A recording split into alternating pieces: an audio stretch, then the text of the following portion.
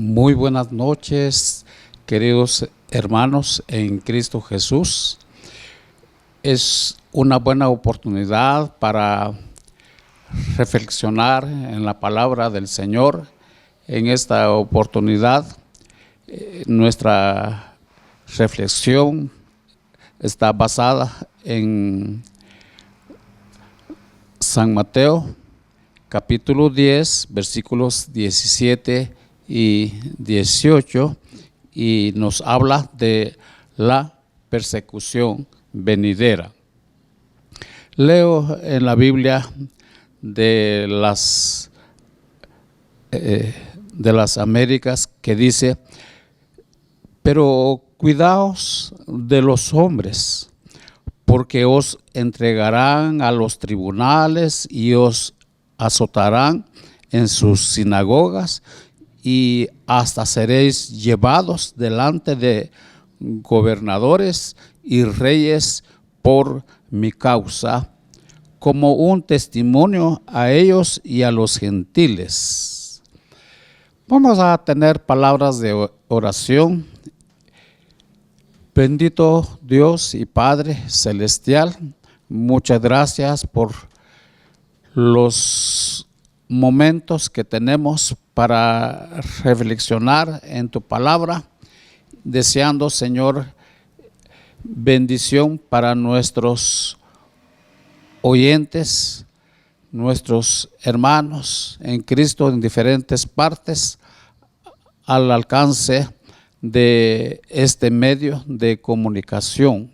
Muchas gracias, guíanos en el nombre glorioso de Jesús, nuestro Salvador. Amén. Es una buena oportunidad para la Iglesia tener este estudio en esta hora, la persecución venidera. El Señor Jesús, hablando a sus discípulos, les dice: cuidaos de los hombres. Lejos de recibir el Evangelio con los brazos abiertos, muchas personas reaccionan ante el Evangelio con indignación, incluso con furia. Cuando esto ocurre, los evangelistas son objeto de toda clase de vejación y oposición. En el versículo 16, Jesús se ha referido a la persecución en términos metafóricos. Los opositores son lobos y deben ser tratados con una astucia de serpiente, dice. En la lección anterior, el pastor hablaba de la astucia de la serpiente. Es decir, que debemos ser sabios, prudentes, sensatos, hacer las cosas con modo. Ahora deja de lado el lenguaje figurado y habla llanamente. El llamamiento a la astucia viene a ser cuidaos, es decir, estar en guardia. Y los lobos ahora son los hombres. Está claro que al hablar de los hombres, Jesús está pensando inmediatamente en los líderes judíos, porque sigue hablando de cómo estos maltratarán a los discípulos en sus sinagogas, según el versículo 17. Pero está igualmente claro en la mente de Jesús, que vuela simultáneamente hacia aquel momento más lejano cuando el testimonio se extenderá al mundo gentil, porque prevé la comparecencia de sus discípulos ante gobernadores y reyes. según el versículo 18. Hacemos bien, pues, en aplicar la exhortación de una manera amplia y extender que debemos cuidarnos de todos los hombres. Esto de por sí es una lección. Vivimos en una sociedad en que predomina la idea que el ser humano es esencialmente bueno. Y pensamos en toda la sociedad, desde la clase gobernante hasta nuestros compañeros de trabajo, y nos sorprende muchas veces la nobleza de muchas personas.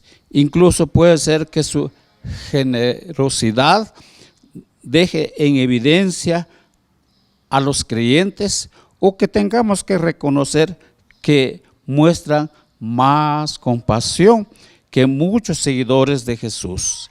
Esto no debe desconcertarnos.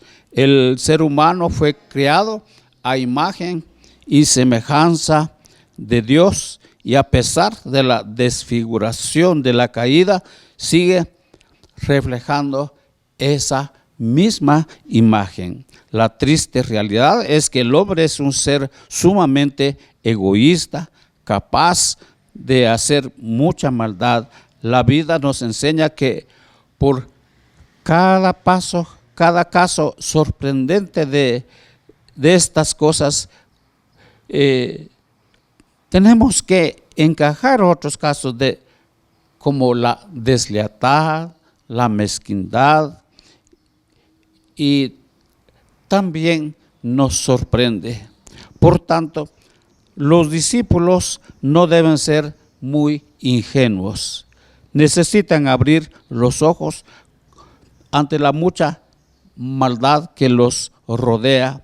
Ya han empezado a descubrir que los propios pastores de la nación, aquellos fariseos, escribas y sacerdotes que tendrían que ser modelos de rectitud y compasión, pueden actuar por envidia o interés y oponerse al evangelio. Deben entender que por ahí andan muchos lobos disfrazados y de pastores. Desafortunadamente, la situación no ha cambiado en nuestros días. No debemos cegarnos ante la triste realidad de que cuando salimos en nombre de Cristo para proclamar el evangelio, muchos recibirán nuestra iniciativa con antipatía, se opondrán a nuestro mensaje y buscarán nuestro tropiezo y descalabro. Si no logran callar nuestro testimonio, puede ser que vayan a más y busquen nuestra eliminación por otros medios. Debemos pues cuidarnos de los hombres. Por supuesto, con esto Jesús no quiere decir que debamos mostrar recelo y desconfianza en nuestras relaciones con la gente.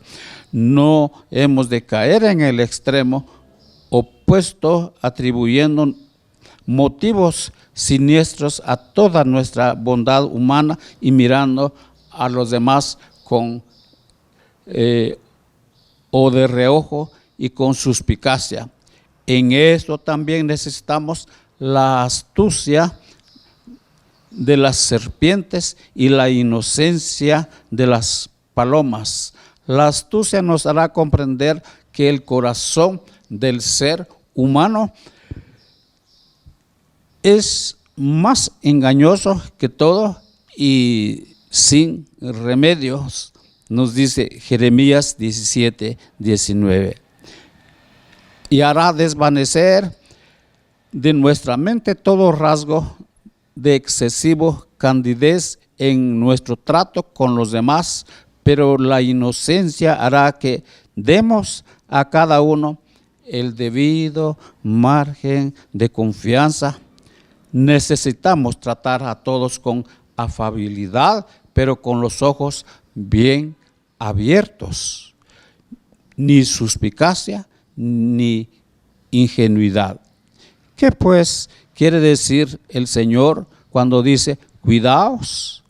Desde luego incluye la idea de discernir bien las intenciones del hombre, dejar nosotros mismos de ser ingenuos y abrir los ojos ante la maldad que nos rodea. Pero no es cuestión solo de entender la situación, también incluye la idea de tomar aquellas medidas necesarias para salvarnos de las fauces de los lobos. A este respecto es de observar que el texto paralelo de San Marcos 13:9 dice: mirad por vosotros mismos, en vez de cuidaos de los hombres. Más adelante, en el versículo 23, Jesús mismo dará un ejemplo de lo que quiere decir si estas personas reaccionan con hostilidad ante el Evangelio. Hay que dejarlas y buscar a otras más abiertas. Los discípulos no han de entregarse voluntariamente a la persecución, sino eludirla en la medida de lo posible. El segundo aspecto dice comparecencia ante las autoridades religiosas. En el versículo 17, a continuación, el Señor empieza a poner ejemplos específicos de la situación o la actuación de los lobos y de la clase de situaciones persecutorias que tendrán que soportar los discípulos. Al comienzo de su ministerio conocerán la oposición de los tribunales locales y las sinagogas del mundo judío. Después, al extenderse la evangelización al mundo gentil, tendrán que comparecer ante gobernantes y reyes, según el versículo 18, y en todo momento deben esperar que la oposición venga no solo de lejos, sino también del seno de su propia familia. Empezando en aquella misión, los discípulos se exponían al peligro de tener que comparecer ante los tribunales y padecer en las sinagogas. En tiempos bíblicos, cada pueblo judío tenía su tribunal compuesto por los ancianos del pueblo. Antiguamente, estos se habían reunido en la puerta de la ciudad, pero parece ser que en la época de Jesús el lugar habitual de la reunión era la sinagoga. No sabemos exactamente cuáles eran los límites de la autoridad de estos tribunales, pero probablemente arbitraban en los contenciosos de los ciudadanos, aplicaban la ley en casos de delitos menores. Solo en casos de extrema gravedad el asunto pasaba al Tribunal Supremo, o sea, al Sanedrín de Jerusalén. Sin duda tendrán la competencia de juzgar casos de desorden social y por tanto sería ante ellos que los discípulos tendrían que comparecer si alguien denunciaba su predicación. Desconocemos muchos aspectos de la relación que existía entre los tribunales de aquel entonces y las sinagogas. Parece que los mismos ancianos que formaban los tribunales presidían también los asuntos de la sinagoga. Desde luego, no existía en aquel entonces el concepto de la separación de la religión y el Estado. La religión incidía en todos los órdenes de la vida y la ley que regía en los tribunales no era otra sino la ley de Dios. Así las cosas, los sanedrines locales trataban todos los asuntos sociales, tanto los que nosotros consideraríamos como delitos seculares, como las cuestiones religiosas y eclesiásticas. Los tribunales eran a la vez civiles y religiosos, y los castigos que decretaban eran llevados a cabo en las sinagogas o en dependencias anexas a ellos. Así pues, tarde o temprano, los discípulos iban a conocer la vergonzosa humillación de ser llevados ante los tribunales locales como si de delincuentes se tratara, acusados de trastornar al mundo y causar disturbios públicos. Tendrían que soportar el castigo impuesto por aquellos jueces. El verbo entregar sugiere un arresto previo y una marcha forzada hasta el tribunal, todo bajo el escrutinio curioso de los vecinos de la plaza. Para cualquier persona de bien acabar en la comisaría de policía o en el juzgado de guardia resulta sofocante.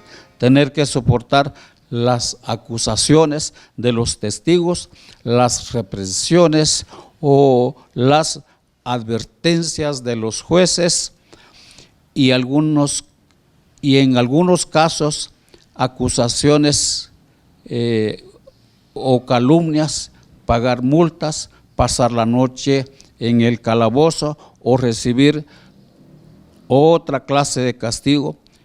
Todo esto produce vergüenza y dolor. ¿Están los discípulos dispuestos a pagar el precio? ¿Y qué impresión tienen les causarían estas palabras? Salían como embajadores del rey, iban a proclamar el mesiasgo de Jesús y a anunciar pronta inauguración de su reinado. En su euforia creían que Jesús estaba a punto de vencer el imperio romano, establecer el reino de Dios y acabar con todos los injustos tribunales humanos. Entonces los jueces serían juzgados y los castigadores castigados, lejos de sufrir ellos mismos a manos de los tribunales. Se hace la pregunta, ¿no eran los tribunales los que debían temblar ante el anuncio del Evangelio? ¿Cómo pues podía Jesús hablar así? Tenía que referirse al breve periodo entre el comienzo de la misión y la manifestación del reino. Seguramente eso es lo que pensaban los discípulos. Tenían cierta razón.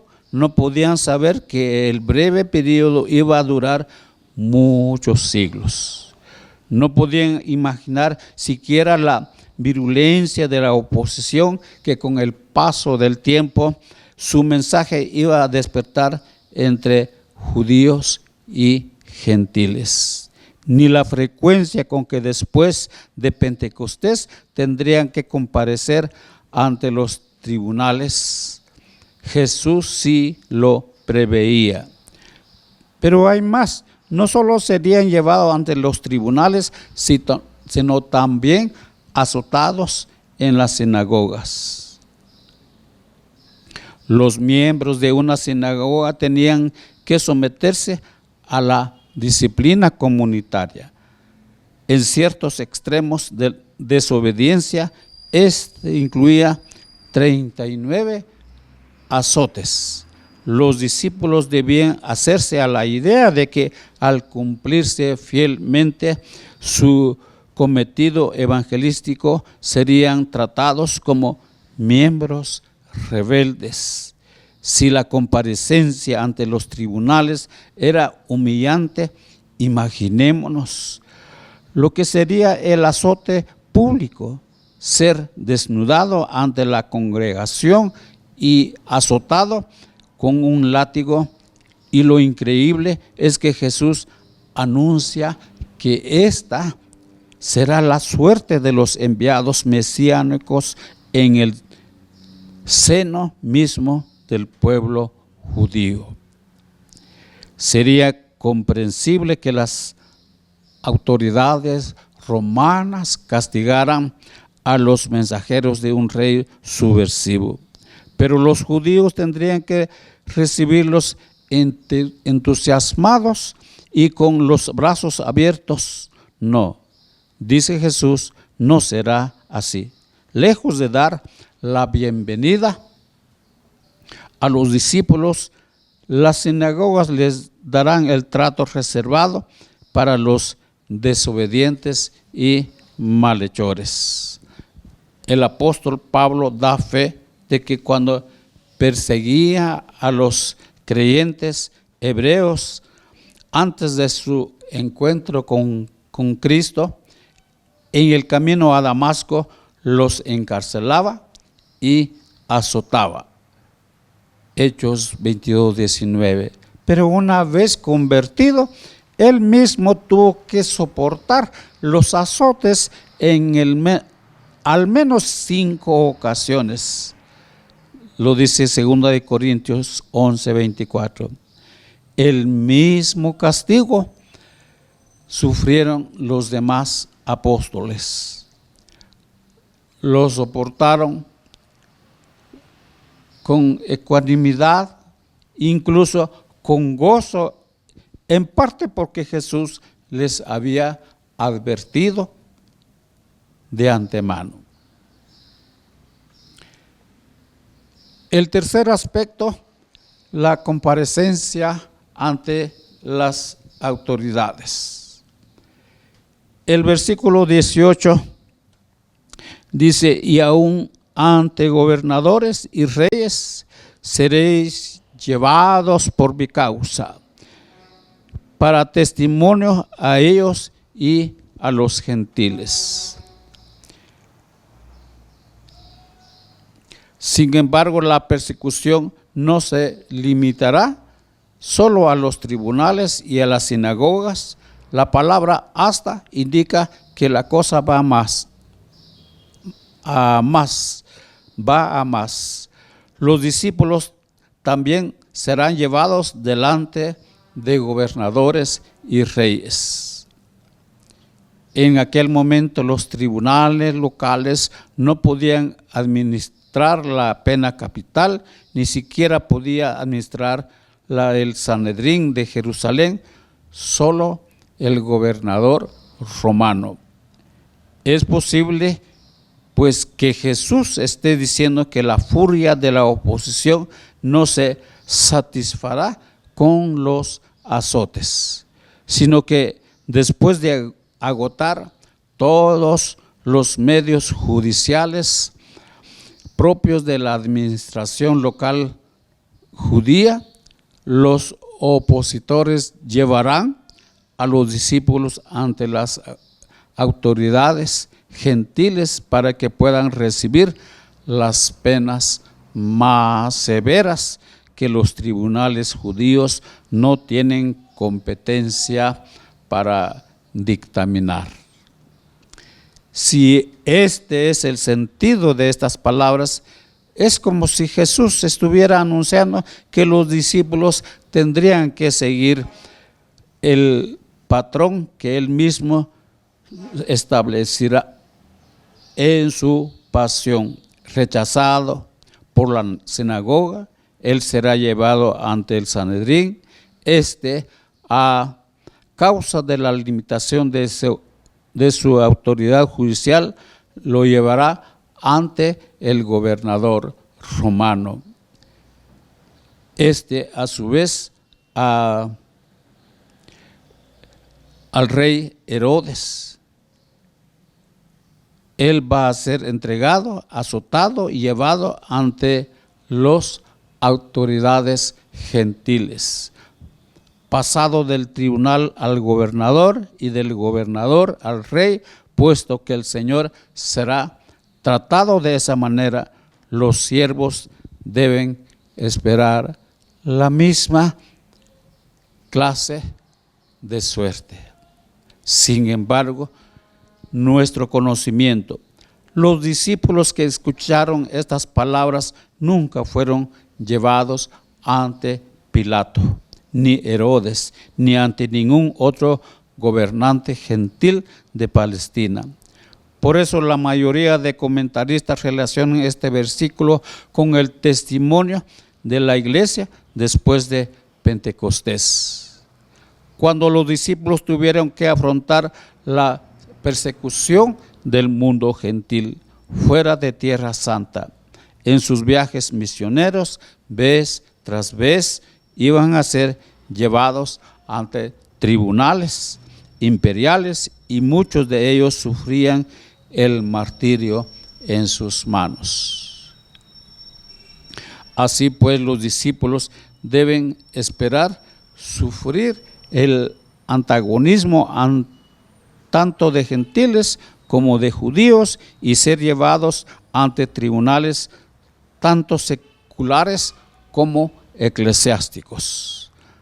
La oposición les vendrá de todas partes. A veces son las autoridades civiles las que intentan impedir la evangelización. A veces los estorbos proceden de la propia iglesia. A estas frases que establecen las diversas formas que tomará la persecución de los discípulos, Jesús añade dos más que indican respectivamente la causa profunda y el propósito de aquella persecución. Los discípulos sufrirán estos atropellos. Dice, 1, por la causa del Señor. 2, como un testimonio a los gentiles. Estamos ya familiarizados con el concepto de ser perseguidos por mi causa, porque lo vimos en las bienaventuranzas del Sermón del Monte, San Mateo 5:11. Ahí apareció casi en contraste con la idea de ser perseguido por causa de la justicia. Es decir, algunas personas sufren persecución como consecuencia de su compromiso personal con Jesucristo. Otros a causa de su rectitud de vida, pero aquí quizás hagamos bien en dar el sentido más amplio posible de la frase por mi causa, ya sea por lealtad a la persona de Jesús, por fidelidad a sus pretensiones mesiánicas, por proclamar el carácter único de su obra salvadora o por vivir de acuerdo con su enseñanza ética. Todo aquel que de alguna manera sufre como consecuencia de su compromiso cristiano está incluido en esta frase, por mi causa. Si es digno el origen del sufrimiento de los discípulos, también lo es su finalidad. Sufren por causa de Jesús, sufren con la finalidad de dar testimonio a los gentiles en la providencia de Dios. Si bien el Señor ha prohibido la evangelización en territorio gentil en la primera misión, según el capítulo 10 y versículo 5. Se trata de una limitación temporal. Ahora Jesús vislumbra el momento en que el testimonio apostólico se hará extensivo al mundo gentil, como lo dice San Juan 17:20. No solo oro por estos, sino también por los que han de creer. Y uno de los factores que contribuirán a aquella extensión es el hecho de que los discípulos serán llevados por los judíos ante las autoridades gentiles.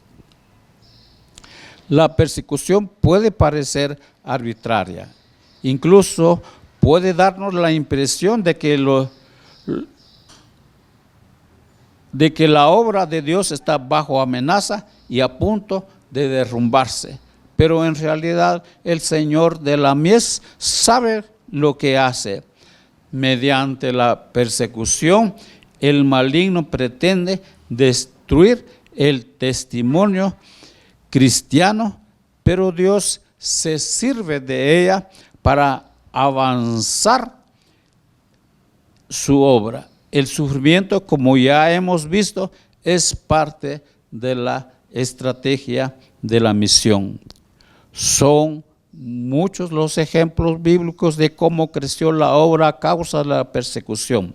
Jesús mismo testificó a Pilato y le obligó a confrontar la verdad.